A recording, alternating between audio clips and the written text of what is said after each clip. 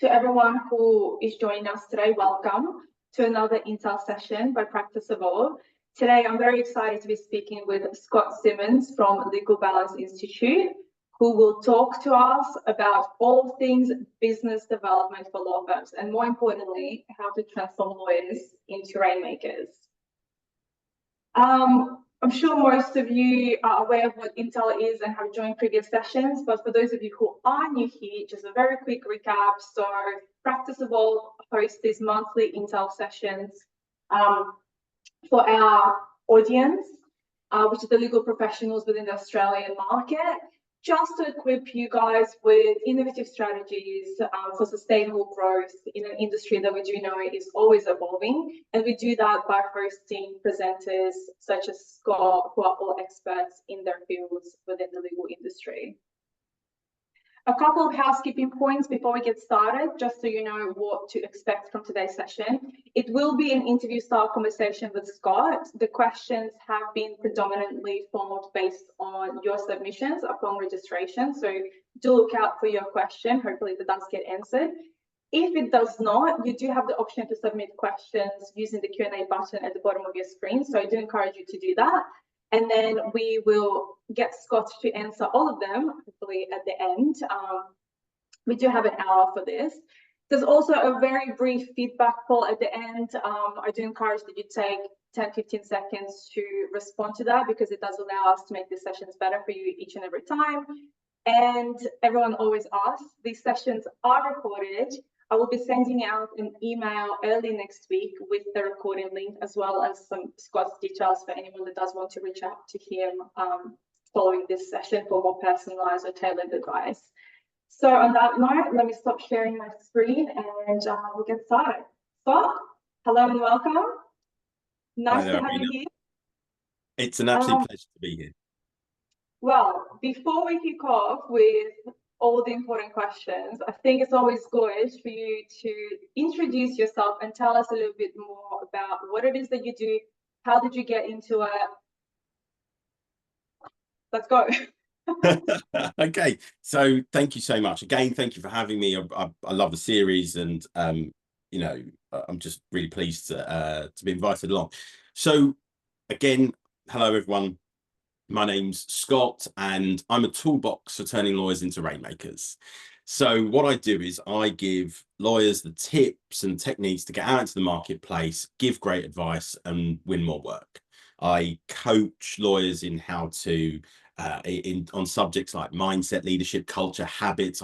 I train lawyers in how to sell and cross-sell, how to give presentations that other lawyers are jealous of, and how to network with real confidence and purpose. So you asked, you asked actually how I got into this. So I used to be a lawyer. So just, you know, it's 7 o'clock here, so it's, you know, I'm barely woken up. Yeah, I used to be a lawyer, but my passion was always getting to know people, talking to people, listening to them. And where I felt I was really good, what I felt was the best part of my job was finding out what people needed to get better outcomes, to take things to a different level. And I realized that when I was talking to them, I just had I knew so many people that could help. And it just started off like that, just speaking, listening, offering to help. And that formed and informed my career. I was very fortunate that when I started out, I had a mentor and a partner who really reinforced the importance of business development. And that took me through my entire career. And when I suffered quite bad burnout in 2012, I had a really good reputation, and so people came to me. I decided that I was gonna quit practicing law. People heard that was the choice I was making, that was the move I was making, and people came and they said, Scott, you know, we'd love to work with you. We want to get a footprint in this location, this jurisdiction. Would you help us? So that was the start of it back in 2012 with Legal Balance. Yeah. Nice. And never look back. I love what I do. I really do. Every single day I wake up and I feel like I really do feel like I have a purpose, which is to play a really, really small, even the tiniest part in taking the legal profession into the 21st century, for Mm. helping lawyers see their role really differently, giving them the confidence to get out there and talk to clients and see how they can help and get back to where we always used to be, which is becoming trusted advisors with clients. That's a good transition into our first question, which should we start big? How Let's do go you big. how do you define business development in today's legal landscape, and how has it evolved from traditional methods? Okay, so a number of years ago, really, really smart woman, my wife, explained the difference between marketing and business development like this. She said, marketing is drawing the horse to water. Business development is making it drink. So, and this, it was a great moment for me, because in the legal profession, as in all professional services, but particularly in the legal profession, marketing and business development are often seen as almost the same thing, but they aren't. So people sometimes really undervalue marketing because they think marketing's that thing that brings that you know brings in the actual work itself. Marketing is all those things you do that draw people to you, your personal brand or your business brand. Okay. So it's the articles that you write, it's the advertising, it's webinars like this. This is a form of marketing, because at this point, I don't know who's listening. I don't know who's seeing this. So it's a form of marketing. But what that then leads to is business development. So business development is when you're honed in, you're speaking to a smaller group or an individual, and you are taking it to that next level, getting to know them on an individual basis, working out how you can understand them better and working out how you can help them. That's the difference in marketing and business development. What's really interesting, I think, about business development is two things. Firstly, in the legal profession, we're very comfortable saying the words cross-selling. Really comfortable with that, saying, oh, we need to do more cross-selling. They need to be cross-selling. But if you take out the word cross and that hyphen and you mention the word selling or sales, lawyers, their toes curl up and they cringe and they can't. I get told so often, Scott, you have to use the word selling. And ultimately, yes, because the books out there are all on selling, and the stuff you're going to learn about is all around selling. Yes, there's books on business development, but ultimately the problem isn't with the word. The problem is how we view business development. It's how we view selling. And I always use the example of the Wolf of Wall Street. When we think of selling, we think of Jordan Belfort, we think of that film trying to sell things that people don't need, that don't actually exist. Okay. What we do in the legal profession is we sell probably one of the most important things in people's lives. We transform people's lives with what we do. And we're so afraid to talk about that. We're so afraid to let people know that what we do is transform their lives. And we need to do a much better job of that, but we need to believe it a lot more. We need to believe it there. We need to believe it there, because that's what we do. If there's one thing in life you cannot afford to get wrong, I mean, it's the law. If you get the law wrong, you are screwed. You get sales wrong, it's not the end of the world. It really is not. But interestingly, we just breathe, we go into our legal career and we're really comfortable with this idea of this is what we do. And yet, when we're asked to do business development, oh my God, can't touch that. Don't know how to do that. Don't want to go near that. And there's a real irony to that, in which business development, no one gets hurt if you send an email that doesn't hit, or you make a phone call and you don't win that client. No one gets hurt by that. What we do is transformative. It's transformational, and we need to start thinking like that, because that kind of confidence that we can take into conversations with clients is so incredibly valuable. Now, the key to a modern type of business development is what I call consultative. Mm-hmm. Rather than just going in there, which is unfortunately what we've done for years. We go into a meeting and we just start talking about everything our firm does. We do this practice area and that practice area and that practice area and that, right? And the client is thinking, I don't need any of that. They haven't let me speak yet. They've got no idea what I need. They're just telling me everything in the hope that I'll be really impressed by them. Modern consultative selling is getting to know your client so well that you can work out, firstly, whether you can help them, secondly, whether you know somebody who can help them, and thirdly, how you're going to go about getting them those better outcomes. When you start thinking about it like that, you realize the opportunities, the possibilities are just everywhere. Yeah. So thank you for that. That was a very good explanation. That brings me very nicely into the next question, which is, what are some of the most common challenges that lawyers face when trying to become rainmakers? And interestingly, we received a question from an audience member that relates quite nicely to this, which was, can any lawyer become a rainmaker, or do the traditional finders, minders, and grinders labels from the 1980s still apply? Okay, I love that question. I love these. I think of all of the questions you're going to ask me, I think this will be right. So what's the most common obstacle? Right. Firstly, time. Lawyers are time poor. Okay. Not, because of the huge obligations that are placed on us, the multiple, the number of them, time's a real problem because we've just got so much to get through. Time's also a problem because I'm going to do it. I'm going to bash the billable hour. Time's a problem because the more hours that a lawyer spends doing billable work, the more a law firm gets paid. So there is a problem around law firms want their lawyers to do more business development. But if you've got 7, 8, 9 chargeable hours to be doing, you're not going to get those done in 7, 8, or 9 hours. It's going to take you a lot longer just to do those 7, 8, or 9 hours. Okay. So you want to do 7, 8, 9 hours. You might be doing 10, 12 plus hour days to get those done. Now, what you want to do is you want to add on top of some of that business development.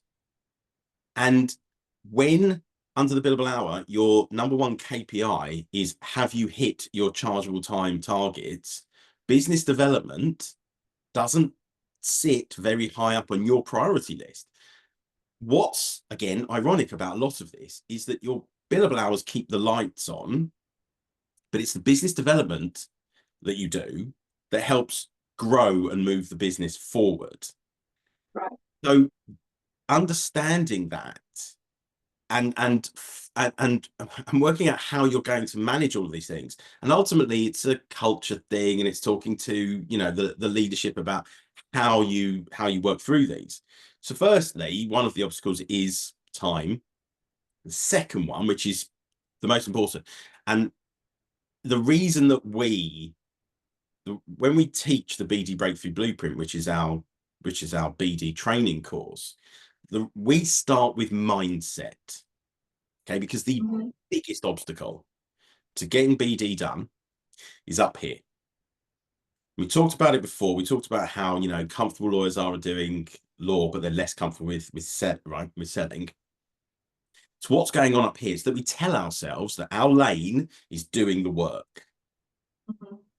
And we're comfortable in that lane. Now, what we're less comfortable with is this idea that we have to go out and speak to clients. And so we tell ourselves it's not what we do. Somebody else does that.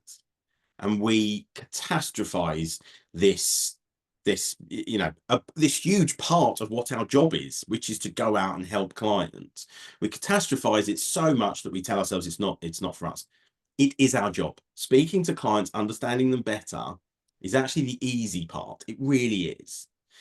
And understanding that, telling yourself over and over again, actually, this isn't hard. It's just talking to people, just talking and getting to know them. Yes, there are skills you have to learn. Yes, there are ways of going about it that will help you get better at it. But fundamentally, it's what's going on up there. It's every time you tell yourself, I can't do this, that you stop yourself from being able to do anything. And you can apply that to anything in life. Every time that little voice inside your head says, I can't do this, you are holding yourself back.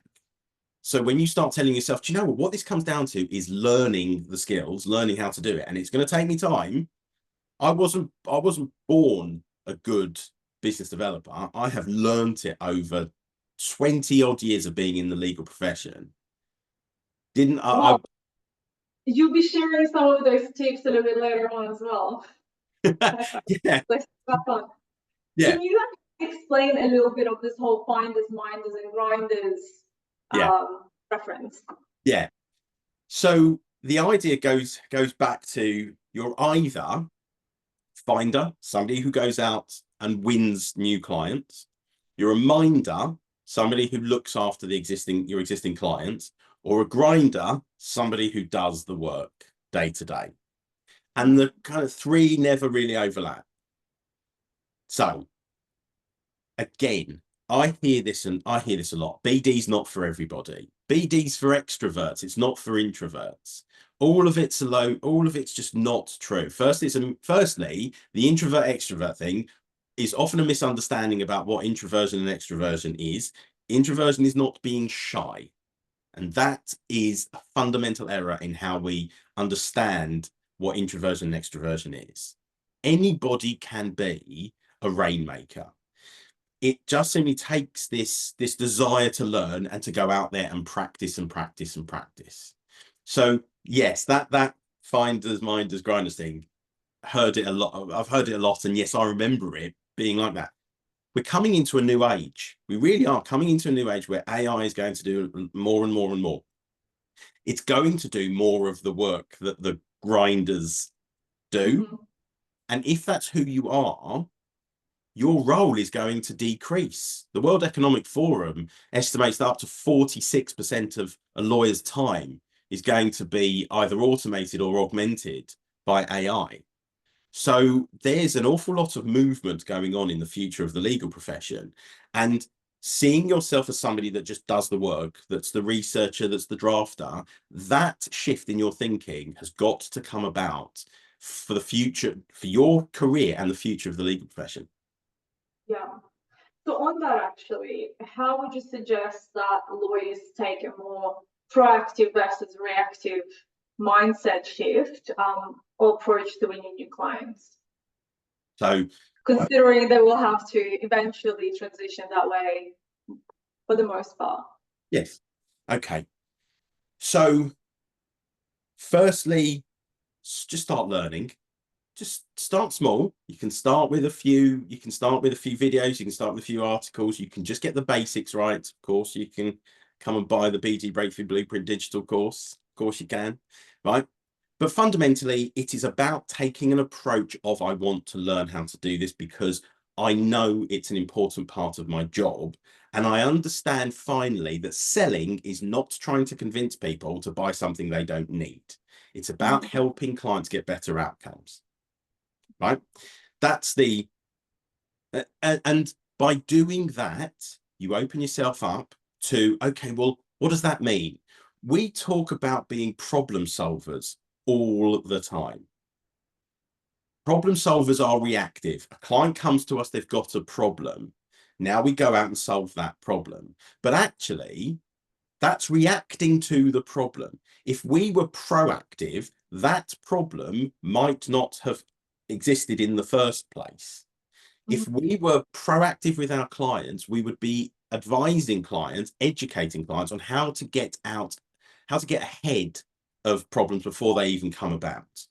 Those are trusted advisors. And what's interesting is and you can talk about being a problem solver, but if there's a lawyer there calling themselves problem solver and a lawyer here calling themselves a trusted advisor, that lawyer can go to every single one of that lawyer's clients and say to them, listen, rather than reacting to problems, I'm going to teach you how to get out in front of them. Every single one of those clients will be an awful lot happier that they're working with a lawyer that actually helps them avoid the problems in the first place. Yeah. Any examples that come to mind? Any examples that I mean, right, okay. So look at, for example, I mean, you can take the examples of almost any form of litigation. A lot of the time, I was speaking to I was on LinkedIn the other day, and I was saying how, well, you know, contracts form the basis of the relationship between people. They are, and the person on the other side said, you know, contracts are supposed to be for lawyers to litigate on. And I said, that's madness. Contracts are supposed to be sort of instruction manuals for a relationship so that people don't have to go to litigation.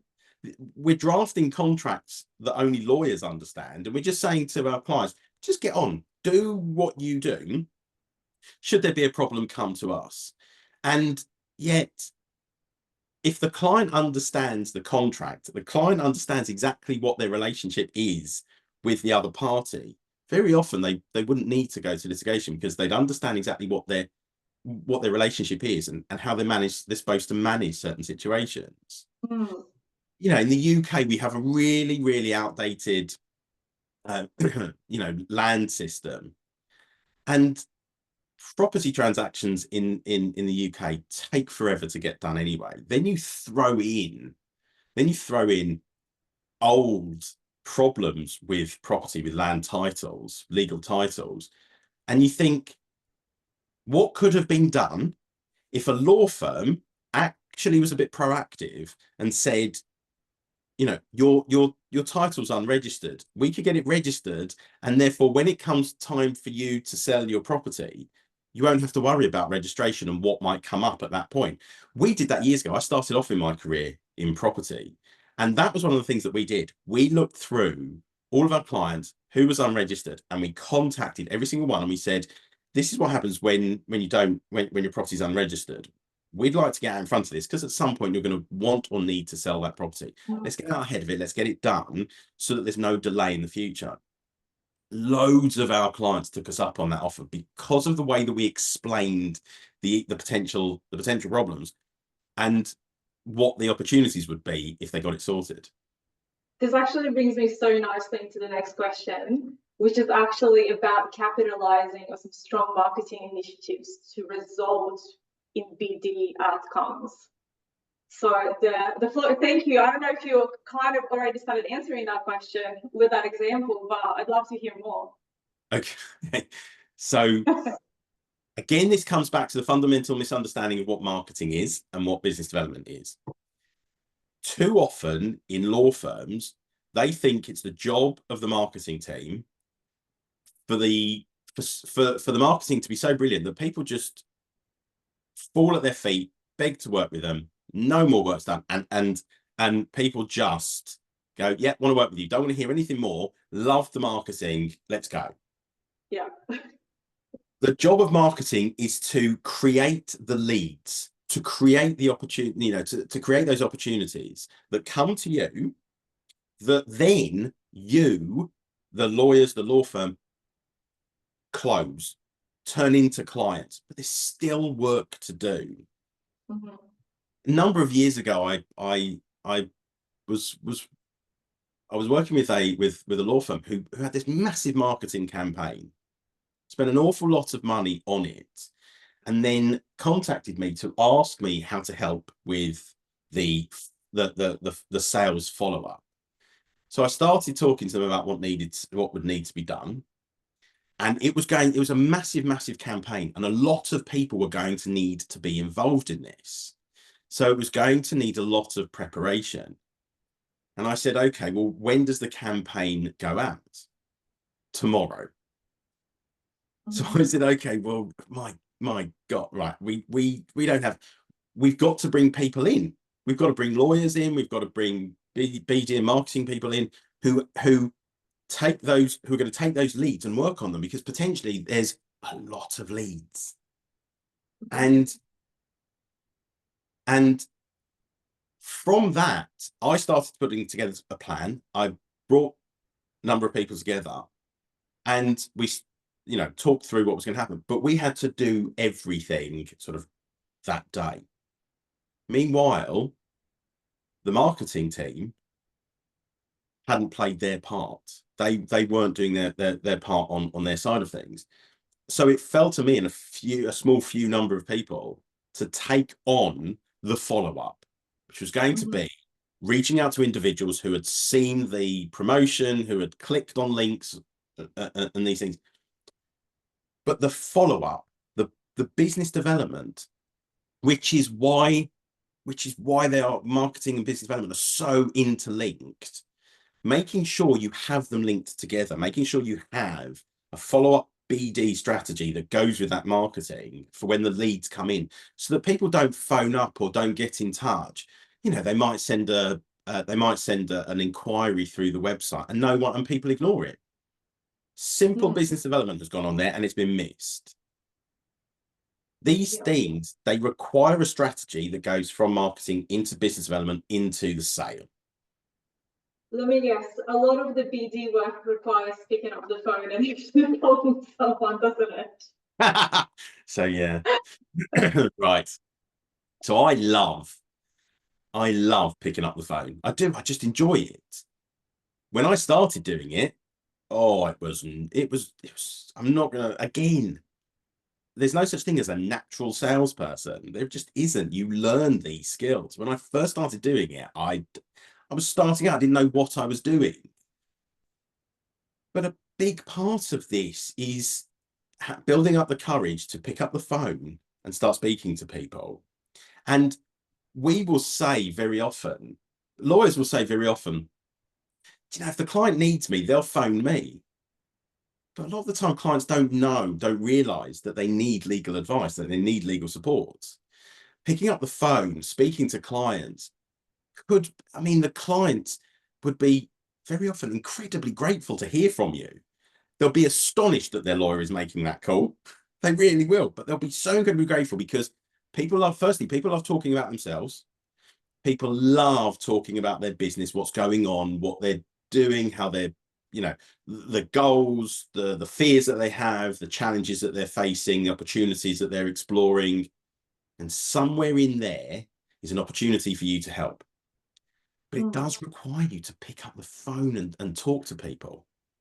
You actually mentioned something really interesting in our chat yesterday, which is taking opportunities to do things a little bit differently. So, for example, the quiet months for Australia, right? December, January. So people kind of slow down a little bit, like the marketing stops. And you mentioned something, I think August is the same for UK because everyone's on summer holidays.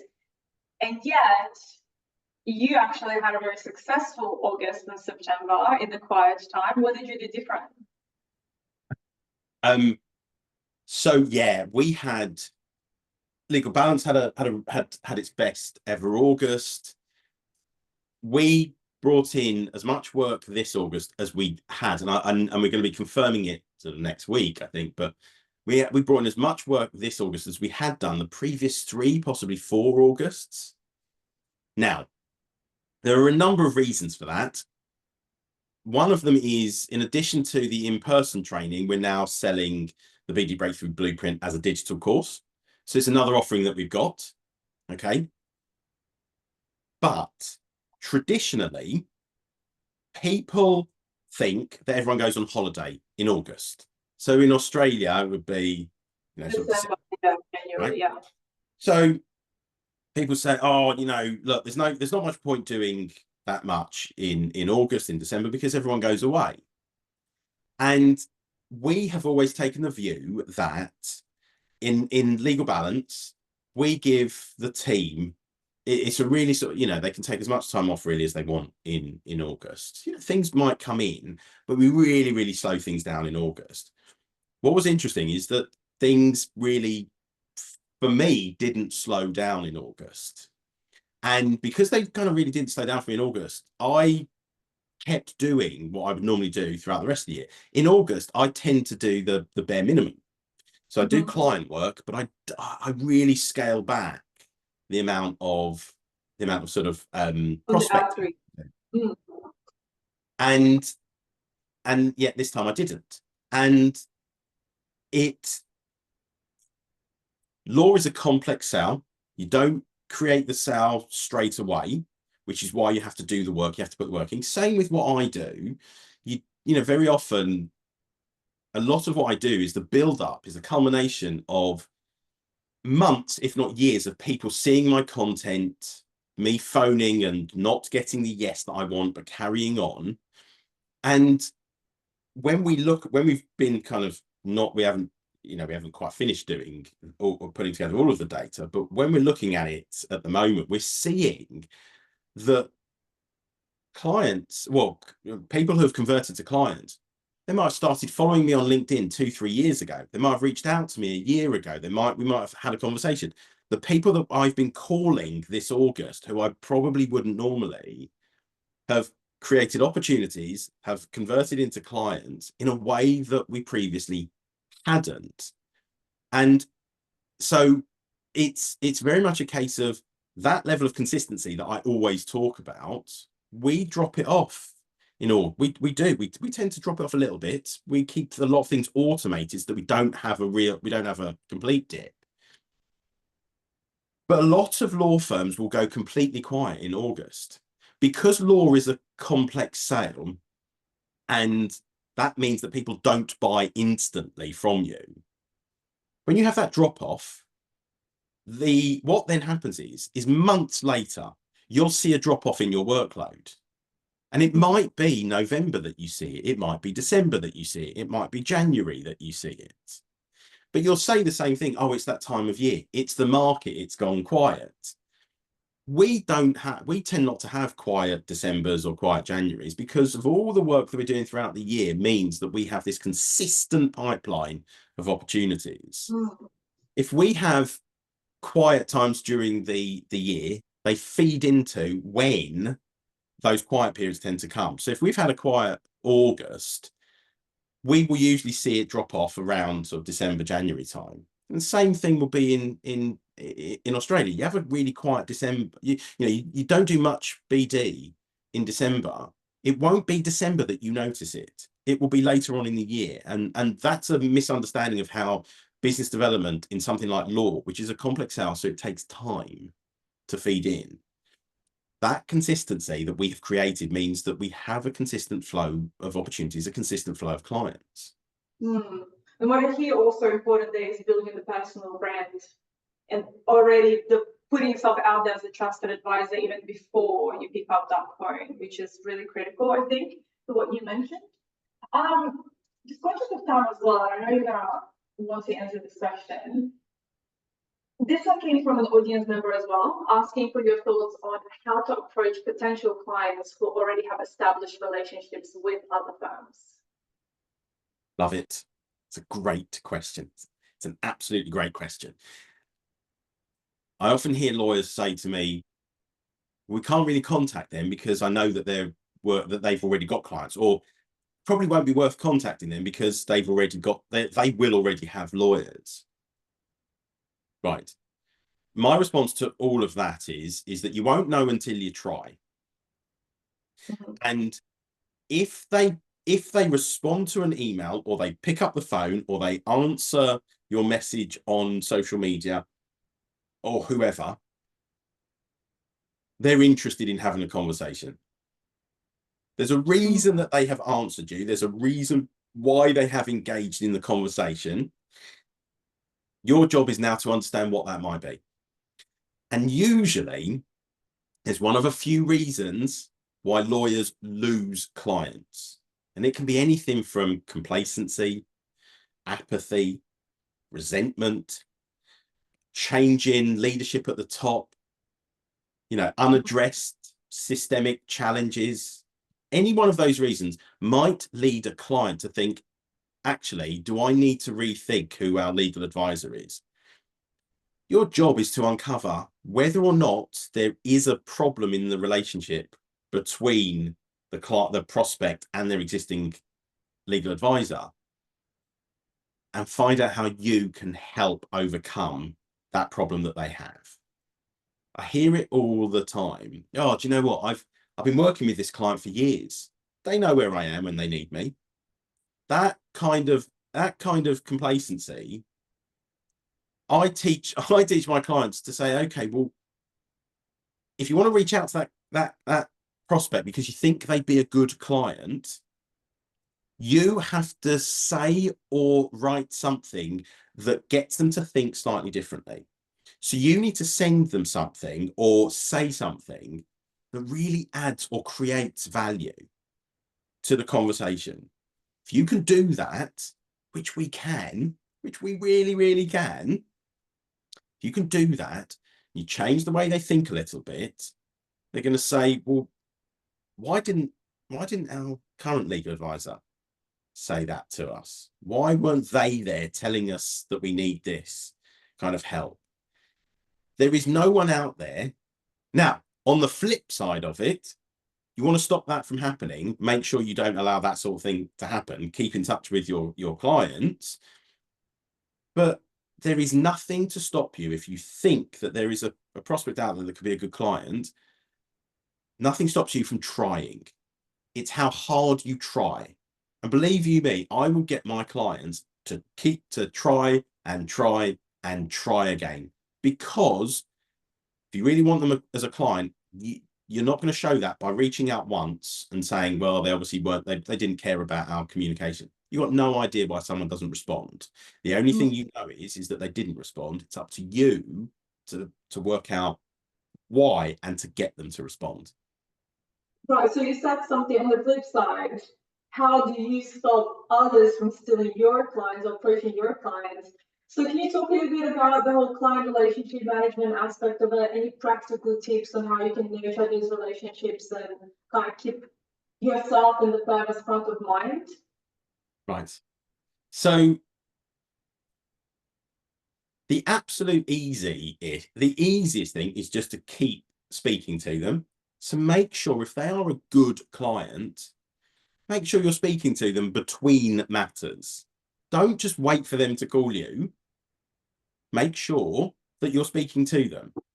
If you are a multi-service legal business, that client needs legal support all over the place. Whether they're an individual or a business, they will have needs that your law firm can service. Cross-sell.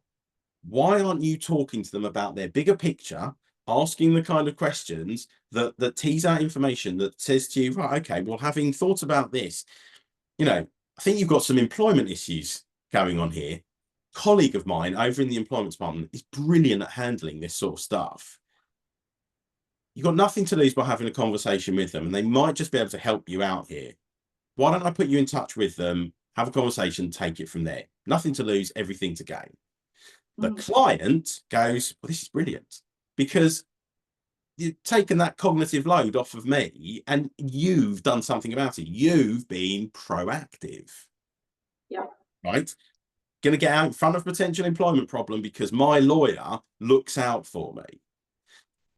That sort of thing is really valuable to clients. So cross-selling, upselling, continuing to say,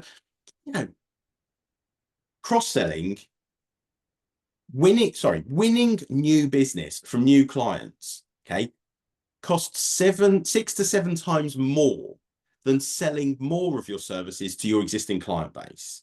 So it is 6 to 7 times cheaper to sell your existing services, cross-selling to your existing client base. And yet we focus so much of our attention on got to win new clients, got to win new clients, got to win new clients. No, there is a gold mine sitting in your database, in your CRM system of clients who know you, like you, trust you. Start speaking to them first. Your success rate at winning more work from existing clients is upwards of 60 to 70%. Your success rate of winning new business from new clients is anywhere from around 5 to 20%. It is madness to be so fixated. That is not to say you shouldn't go after new clients. But it's so mad that these shiny toys that sat over here, these new clients, so fixated on them that we completely, you know, underserve our existing client base. So actually, you talking about cross-selling, that obviously every firm dynamic is different. That brings me to a question from an audience member as well, which I think links in quite nicely. So in firms that have a very clear hierarchy, how can lower level and senior level associates get started with business development? And how can the law firm leaders actually create a culture that encourages and supports the BD efforts across the team? That's a big one. Yeah, it is big. So obviously 2 parts to it. Very often in law firms, you're told, do the work that's put in front of you, do more and more and more of it, get more involved in the work, and you'll climb the ladder. Then we get to the point where you're going to make this senior associate or this director a partner. And you say, right, we want to make you a partner. How are you going to go out and win work? And the lawyer goes, whoa, hold on a second. I've never had to win work before. The sort of magic work fairy has just brought it to my desk. But I've never been asked to win work before. A number of years ago, a law firm did some research that showed that on average, it takes a lawyer around 4 years from when they first meet a prospective client to when that prospect becomes a client. 4 years on average, and that's everything from a chance meeting where they go, oh, great timing, I'll work with you, to 20, 25 years of going to events and finding the right time when this client has had a fallout with their lawyer and you jump in at that point, and they've known you for years, right? The average is 4 years. Imagine you haven't got started at all and you're starting from scratch. Imagine sitting in partners meetings for the next 4 years as a junior partner with the senior partners saying to you, hey, you're a partner. Where's the work? Where's the work coming from? Right now, that 4 years, you can bring that down massively. You can bring it down usually by actually being really proactive with your business development. But it's a complex sell. Not all of them happen overnight. You're going to have to put the work in. The other thing is that person who's just been made a partner, who has got no idea how to do it, is going to be finding their way as they go along, making loads of mistakes about it. Remember, no one dies if you make mistakes in business development, but you are going to be putting yourself under huge amounts of pressure, which means you're going to take on anything just to get the work through the door, just to show that you're doing it, which means your pricing is going to be horrendous. Business development and pricing are so closely linked. The more business development you do, the better your business development is, and the more consistent you are with it. It's amazing how your pricing gets better as well. So starting as early as possible in your career, understanding that business development is going to be a really big part of your career. It's going to be a massive part. It's going to be what's expected of you later on in your career. So starting early, learning about it is really, really important. Okay, can't say this strong. Whether whoever's watching this, whether you are senior associate, junior, newly qualified, trainee, right? If you are a business owner, you should be getting all of your lawyers proper training and coaching around business development, because it's fundamental to their career. It's fundamental to your business as well. Right. Then the question is, how do you create a culture that encourages it? Yeah. Okay. So that starts at the top. That comes from leadership. That comes from leadership saying, we understand that business development is the lifeblood of a business. Because remember, if you at the fundamentally, law firms are businesses, right? Law firms are businesses. It just so happens that what law firms are selling are legal services. So forget this idea that we are in any way different. Law firms at the core are businesses. Do you know how businesses thrive or die? they thrive or die on sales. So law firms need to understand that they are a business and they need to be winning more business. So you need, in any other business outside of professional services, do you know where marketing and sales sits on the agenda for the board? Right at the very top. Do you know where marketing and sales sits in law firms? If it even makes the agenda, it's in the any other business section. It's the, oh God, we have to put it in there somewhere bit. And then fundamentally misunderstanding what it's about, getting frustrated, all of that sort of thing. Businesses, remember, with businesses, you put marketing and sales at the very top of your agenda, everything else is going to follow. Right. Then you create an environment in your business where business development is a safe space, where you can learn and you can make a mistake and you can form a group that work with each other, that help each other, that work around this vision, this idea of a better law firm, of a bigger law firm, of a law firm that helps its clients do better. Constant teaching, constant learning, making it a big part of their career. That's how you change the culture. By saying to your lawyers, business development isn't just a tick box. We're going to make it an important KPI of the business, of your career. We're going to help you. We're going to work with you all the time on it. We're going to make it an important part of what we do. If you can do that, you will start to see it everywhere in the business, just everywhere. Yeah, so good for the firm, good for the individual's career. Scott, I have a couple of questions for you. We do have some questions that have come through, so conscious of time, let me cherry pick a few. So I'm a BD director. What is the most important thing I should be doing to help nudge our lawyers to be more proactive in their BD efforts? Great question. So I suppose even if you do have a BD team inside your law firm, it's still some work required across the rest of the business. Right. I've worked at and with law firms that have got BD teams, and there is this fundamental disconnect. Enjoying the word fundamental at the moment. There is this fundamental disconnect between the BD team and the lawyers, because the BD team's role might be one thing, but the lawyers want it to be something else. And very often what the lawyers want it to be is, well, they will go out and do everything for us and I'll just step in and do the work. Right. If you're that BD director and you want to get lawyers to be doing more, first it has to come from the very top. You have to get the leadership to understand what I was just talking about business development being the lifeblood of the business, right? Then you have to sit with lawyers. And what I've always done is I've created a small group of champions, those lawyers within the business who really want to do it. So start small, create a group who really desperately want to be doing it. Get them together, get them talking, get them learning how to hone those skills, and then get them to be those champions who go out into the rest of the business and talk to their teams and their colleagues about how this works and why it works and the results that they're seeing.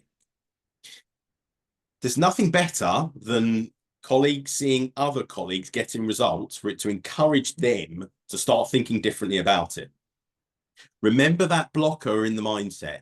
You're going to have people who will say, yeah, but look at them. They're much more, they're natural. They're natural rainmakers. Overcoming that mindset then becomes really important. Going back to the basic of, no, anybody can do it. It's just what's going on in your head. And what we need to teach you is that actually business development's really easy. We need to reframe what it is and what it means. It is a process.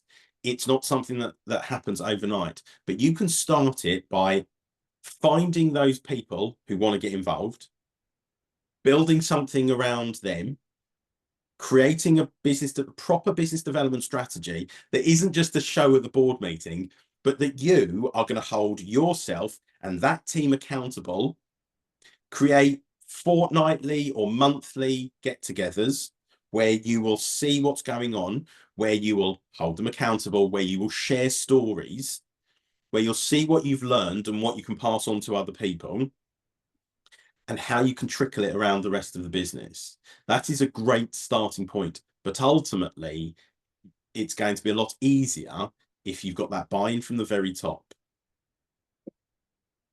Let's say, Scott, that there's a few people on the call listening that are like me.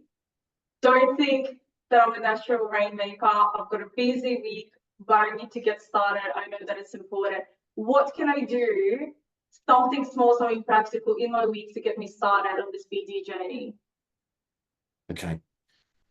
I say the same thing every time. Start by just putting 30 minutes in your calendar, even once a week. 30 minutes doesn't seem like a lot, but in 30 minutes a week is either 2 hours or 2.5 hours a month. It's either 4 or 5 hours in 2 months. It's either 6 or 7.5 hours in 3 months. The numbers just keep growing and growing and growing. Think about what you can do with anywhere from 6 to 7.5 hours of business development over a 3-month period. Okay, the numbers add up. And all it is 30 minutes. And even if we are time poor and you want to spend a Wednesday at 2 o'clock immediately after lunch, and you just want to use that 30 minutes to have a look at your existing client base and just start calling people, or you just want to send some emails and say, we'd love to have a chat, catch up, can we put something in the diary? That 30 minutes is going to grow and grow and grow and grow. And it's going to mean that you are doing things that you haven't previously done that will start to have an impact over time. Right. Then that 30 minutes very quickly becomes, oh, do you know what? I might do it Tuesdays and Thursdays. So I might do 30 minutes on a Tuesday and 30 minutes on a Thursday. Now you're doing 1 hour a week. Time blocking really helps. And I do a lot of time blocking with clients because we are time poor, and productivity management is a real problem. But if you block that time out and you say, no matter what, unless there is something absolutely urgent that stops me from doing it, nothing will stop me from doing that 30 minutes there. Nothing. And I will use it to do at least one activity. You know, I actually speaking to someone the other week who's like mastered LinkedIn and doing this. And what he was saying was, does exactly that, put some time aside every week, every day. But I think he does it daily because he's now pro this. But makes it a point to reach out to, let's say, 50 people on LinkedIn every single day, whether it's just a comment on one of their posts, a direct message, this you know, a notification that comes up whatever birthday it is, just to send them a happy birthday. And to take it a step further, there's a new feature on LinkedIn where you can actually send them a voice note that's even more personalized. Just, hey, quick hello, hope you're doing well. So that's probably quite an easy, simple thing to do. That you don't really take the initiative to do a lot of the time. Right. So social media has democratized marketing. Anybody now can market themselves in a way that they previously couldn't. Your ability to build your personal brand on a platform like LinkedIn, it's absolutely just changed. It's changed everything. Yeah, before LinkedIn, when I went back onto LinkedIn in September 2020. Okay, wasn't my idea. My wife, who is the CEO of Legal Balance, it's her idea, saying, oh, something weird's going on LinkedIn, Scott. People are actually having conversations. You should have a look. So I did. And then she said, you're constantly talking about people, about lawyers needing to sell. Why don't you write about that? Didn't want to do it, but did it. See, the mindset thing. Yeah. And it grew, and it took time. Believe you me, the people who get these, people think, oh, this post is so, my first post is so brilliant, I'll get loads of people viewing it and loads of likes, and then no one sees it. No, well, LinkedIn doesn't work. No, because those people who get that viral post first time, they are unicorns. It's not how it works. I've been on LinkedIn almost every single day for 4 years, and I got rid of almost every single one of my contacts, and I started again, and I built it up to about just over 11,000. It was 3 months of posting 3 to 4 times a week before I even got my first inquiry through LinkedIn. It was 12 to 18 months. It was about 12 months before it was this kind of like regular trickle, maybe one every 7 to 10 days. Now I get between 3 and 5 inquiries a week. I can't work with everyone who contacts me, so I have to be really, I can now choose. And that's a good My position to reach, be. right? My reach has gone from being overwhelmingly the UK. We now have clients internationally, everywhere: Australia, New Zealand, Singapore, South Africa, all over Europe, Canada, US, even down to Ecuador and Paraguay and places like that. Okay, just everywhere. That's the power of social media. That's the power for us of LinkedIn. But I'm on there almost every day now. I'm not on there very much, and probably maybe overall somewhere between 45 minutes to an hour a day. That's my networking. And what I'm able to do is I'm able to communicate with people because I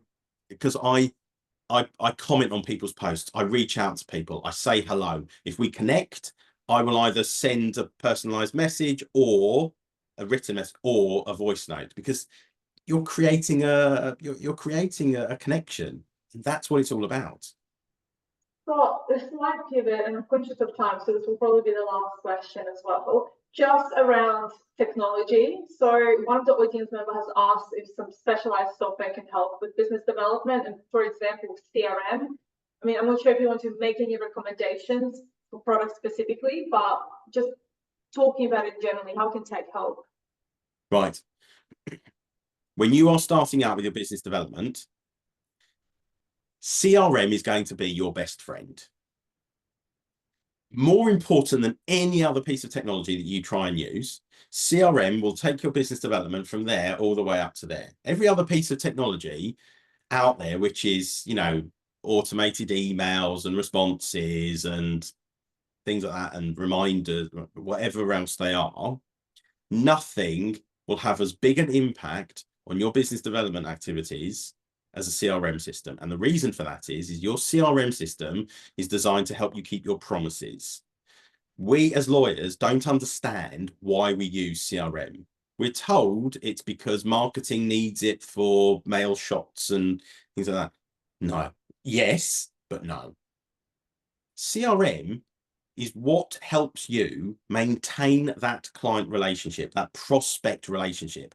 You reach out to a prospect and you say to them, okay, well, I'm going to send you this. I'm going to send you this report and I'll follow up with you in a few days. Okay. That CRM is not only going to remind you to send the information, it's going to remind you to follow up in a few days. It's going to remind you to follow up in 3 months. It's going to help you understand where a lot of your prospects are in the sales funnel. So we've got a real sort of overload in this middle space. Why is that? Well, because we haven't asked people if they want to go ahead, because we're so afraid of hearing no that everyone is stuck there. But we need the pipeline to look like that, because actually now we've got so many opportunities. We would be under-resourced if every single one of them came through. But we need to get them out of that funnel so that we keep building and building and keep moving. CRM, without question, is your best friend in business development, because most people use spreadsheets to maintain their prospect and client relationships. And what you're either using the spreadsheet and you've got no idea when you last spoke to them or what was said because it's written in a notebook somewhere, or you are keeping a note of it, and now that column with the notes about what was said is now so massive that you're working out where everyone is and what was, and it's become unwieldy. Your CRM is incredible for that. Yes, I could go on about, we use ChatGPT for our marketing and our BD, and it is wonderful. It's absolutely incredible. We use other tools. But I could sit here and say to you, yes, use this, use that, use this, use that. Why? There is nothing that is going to have as big an impact so early as your CRM system. Start with that. Realize that technology is it's an enabler, it's an empowerer. It is not the answer.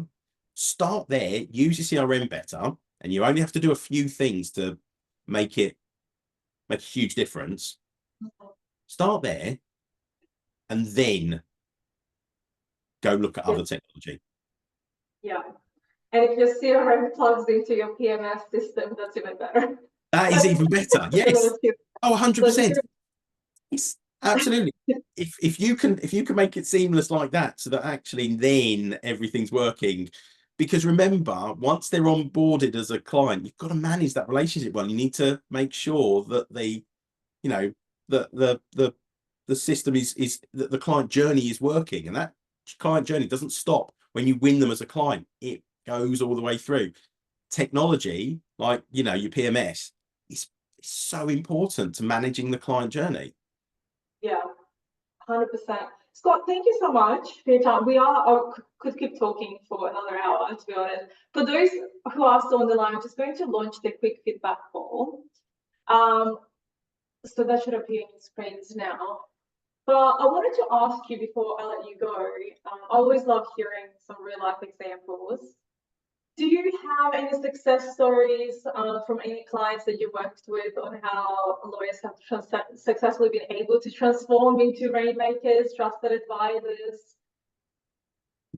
So I've got two sort of really wonderful recent stories actually. So I had a client who I started working with, and they had everything that they needed. They had everything, they were really willing, really wanted to do it, understood the principles, but it was all a bit of a mess.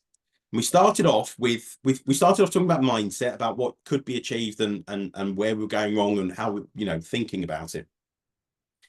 And then we started talking about existing clients, but we also started talking about proposals that were outstanding. And I discovered that this client had about 20 proposals outstanding. And when we looked at it, they dated back about 18 months. Said, okay, well, let's have a look at how many are still outstanding for the last 6 months. And we honed in on those. And the client started reaching out to those prospective clients, because what had happened was they'd sent the proposal, maybe sent one follow-up, and then never followed up again. Because, oh, well, if the client knows where we are, don't want to sound pushy, don't want to sound salesy, they know where we are. Remember, as business owners, people who are watching this, you're really busy.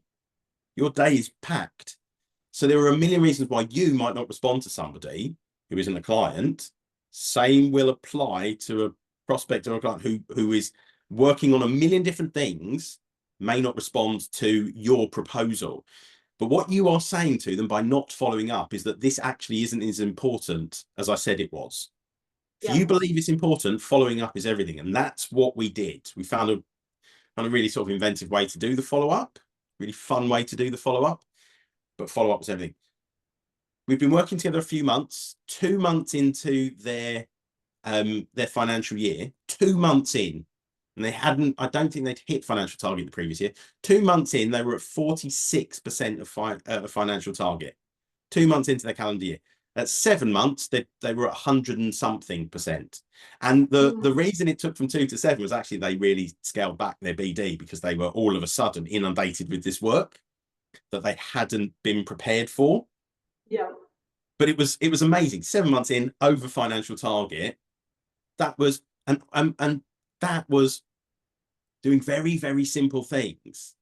I've been keeping in touch with I keep in touch with everyone I try and keep in touch with everyone who buys the digital course.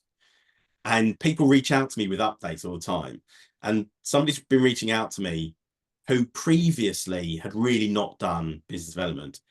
And the updates that I'm getting from this person about, how they're putting work all around the business, not just, around the business for themselves. They've been asked to do BD training internally, having conversations with the leadership about business development, all things that had never featured in their career prior to work, to going through the BD Breakthrough Blueprint. Those things are why I do what I do. It's why we do what we do with the Legal Balance Institute, because fundamentally we know that these are the outcomes that people can get. But more than that, it can change lawyers' careers entirely. Yeah.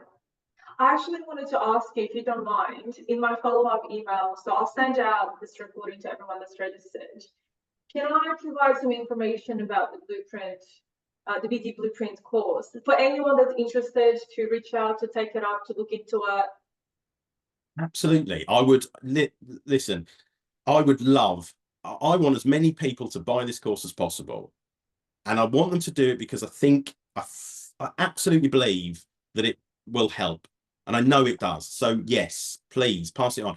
And if anyone's listening, you want to reach out to me on LinkedIn, I'm there every single day. You can do that. You can reach out to me in lots of different ways, but usually you'll find me on LinkedIn. And I'm sure, Irina, you'll pass on my details as well. That's how I reached out to you, Scott, my PD. But yeah, that could be the first step to your LinkedIn personal branding journey, people. So please do reach out to Scott. Thank you so much. Love talking to you. It's been a pleasure, Scott. Have a great day. Enjoy your 2 probably cold coffees by now. Yes, I think I will. And I believe that you're doing another session with my UK colleagues in a couple of weeks' time. Yes, so this was a nice sort of way to get into that one as well. Yeah, it's been a pleasure, Irene. It's lovely chatting with you. Really, really enjoyed it. Myself as well. Thank you, Scott. Have a lovely day, and thank you everyone for joining. Bye bye.